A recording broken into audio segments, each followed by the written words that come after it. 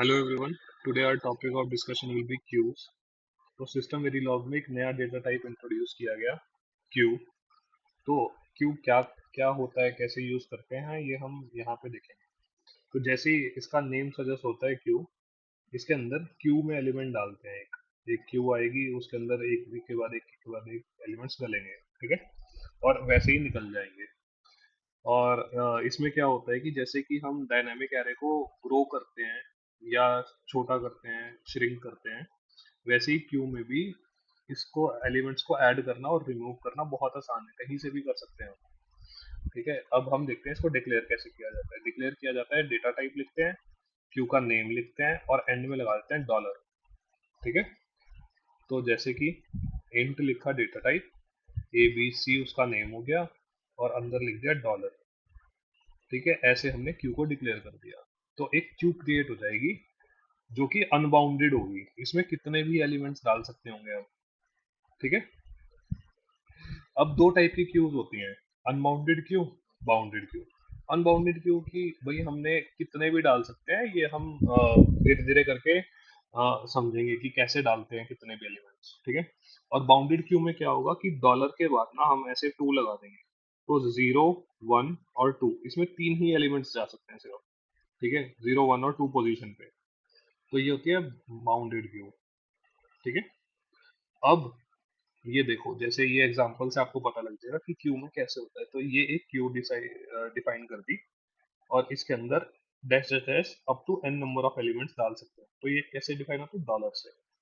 ठीक है, अब कोई हमें ऑपरेशन करना है, इसके कई सारे ऑपरेशंस होते हैं जो हम क्यू पे कर सकते हैं। जैसे कि अगर हमने क्यू डॉट साइज कर दिया तो वो क्यू का साइज बता देगा। क्यू डॉट इंसर्ट कर दिया तो वो बता देगा कि कौन से कहाँ पे क्यू के अंदर इंसर्ट करना है एलिमेंट। डिलीट क्यू के अंदर से डिलीट करने के लिए। पुश फ्रंट क्यू के अंदर पुश करने के लिए एलिमेंट। पुश बैक मतलब क्यू के अंदर आगे से पुश होगा, ठीक है, फ्रंट से। पुश बैक मतलब पीछे से पुश होगा। पॉप फ्रंट मतलब आगे से निकलेगा और पॉप बैक मतलब पीछे से निकलेगा। ठीक है, अब ये है एक एग्जांपल, इससे आपको बहुत अच्छे से समझ आ जाएगा कि क्यू में ऑपरेशंस कैसे होते हैं। ठीक है, तो यहाँ पे एक इंटीजर j डिफाइन किया जो कि 1 है, और b एक क्यू डिफाइन करी और q एक दूसरी क्यू डिफाइन करी। तो पहले क्या हुआ कि हमने देखा कि हम ये ऑपरेशन परफॉर्म करते हैं। ठीक है, तो q डॉट इंसर्ट किया हमने 1 डॉट j। तो इसमें आगे वाला जो होता है वो पोजीशन होती है और पीछे वाला होता है कि एलिमेंट कौन सा प्रिंट करना है, एलिमेंट कौन सा इंसर्ट करना है बेसिकली। तो इधर क्या हुआ कि हमने 1 पोजीशन पे j को डालना है।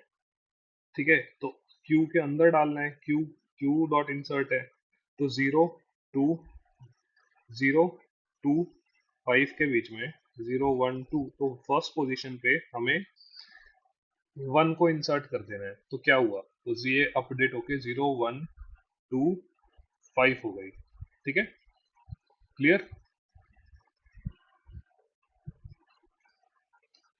अब क्या हुआ सेकंड टाइम में, अब क्यू हमारी अपडेट होके ये हो गई। अब सेकंड टाइम में क्या हुआ कि हमने कहा कि थर्ड पोजीशन पे हमें बी को डाल देना है। बी बी क्या है हमारा, 3 4। ठीक है, तो फर्स्ट पोजीशन कौन सी होगी, 0 जो अपडेटेड है 1 2 5। अब थर्ड पोजीशन कौन सी, 0 1 2 3। ठीक है, तो यहाँ पे 0 फर्स्ट पोजीशन पे डाला था, तो यहाँ पे तो थर्ड पोजीशन में थर्ड से पहले आएगा। तो 0 1 2 3 4 5 हो गया, तो थर्ड पोजीशन पे 0 1 2 3, थर्ड पोजीशन पे 3 आ गया हमारा। ठीक है, सिमिलरली क्या हुआ कि हमने किया क्यू डॉट डिलीट, तो मतलब फर्स्ट पोजीशन पे जो भी होगा वो डिलीट हो जाएगा। फर्स्ट पोजीशन पे क्या है, 1, तो 1 डिलीट हो गया, तो 0 2 3 4 5 बच गई हमारी क्यू। ठीक है, समझ आ गया इंसर्ट कैसे करते हैं।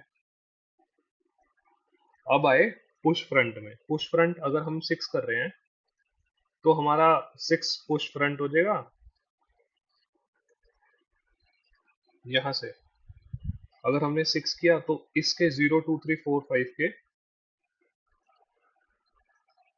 फ्रंट में 6 हो जाएगा, ठीक है ऐसे। उसके बाद अगर पॉप बैक कर दिया तो जे के अंदर वैल्यू चली जाएगी पॉप बैक मतलब 5। और अगर पुश बैक कर दिया, पुश बैक 8, तो इसके बाद 6 0 2 3 4 रहेगी वैल्यूज। अब बचा पुश बैक, पुश बैक कर दिया 6 0 2 3 4 8, और पॉप फ्रंट कर दिया दोबारा से, तो 0 2 3 4 8 रह गया हमारे पास। ठीक है, अब बाकी डिस्प्ले करा लेंगे हम, तो ये वैल्यूज डिस्प्ले हो जाएगी। ठीक है, तो अब थोड़ी थ्योरी भी समझ लेते हैं। तो when you create a Q, system verilog allocates an extra space so that you can quickly call extra elements. So इसका मतलब क्या है कि भाई सिस्टम वेरिलॉग क्या करता है कि जब भी तुम डिक्लेयर करते हो ना एक क्यू को, तो ये अपने आप में एक मेमोरी क्रिएट कर देता है।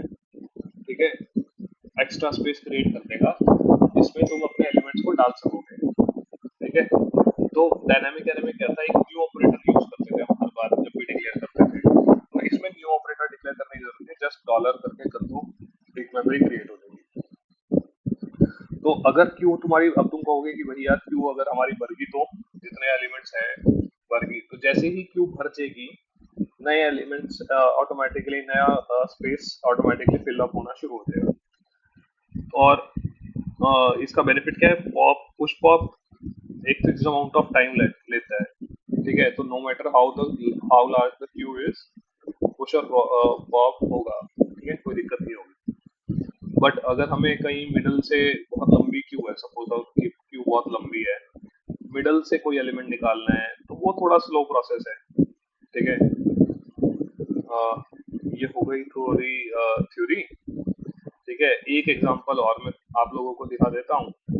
ठीक है, जैसे कि ये क्यू है डॉलर, जैसे ही हमने इंटीजर डिक्लेयर किया क्यू, इसके सामने पुश फ्रंट करेंगे तो 5 आ गया, पुश बैक किया तो 6 आ गया। अब ये जो क्यू का साइज है ये कितना भी हो सकता है, तो मैंने जस्ट ऐसे ही रैंडमली 6 कर दिया है, ये कितना भी हो सकता है। ठीक है, तो पुश फ्रंट 10 करेंगे तो 10 आगे आ जाएगा, पॉप फ्रंट करेंगे तो 10 आगे से बाहर निकल जाएगा, पॉप बैक करेंगे, ठीक है, तो पीछे से 6 भी बाहर निकल जाएगा, सिर्फ 5 रह जाएगा। ठीक है, पर ये है सारा अनबाउंडेड क्यू का। अब हो गए बाउंडेड क्यू। बाउंडेड क्यू में क्या होता है, जैसे मैंने आपको ऊपर बताया था कि बाउंडेड क्यू में 3 एलिमेंट्स क्रिएट होंगे, 0 1 2, तो ये 3 ही रहेगा हमेशा। तो अब पहले इसमें वैल्यूज डाल दी 1 2 3। ठीक है, 1 2 3 वैल्यू डल गई। उसके बाद हमने पुश बैक करेंगे 5। अब पुश बैक पीछे से नहीं कर सकते क्योंकि पहले ही 3 एलिमेंट्स है, तो वो डिस्कार्ड हो जाएगा।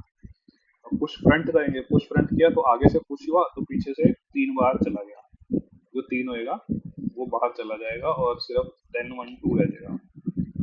तो ये था क्यू, और कैसे एग्जांपल के थ्रू मैंने आपको लोगों को समझा दिया है। Thanks a lot guys.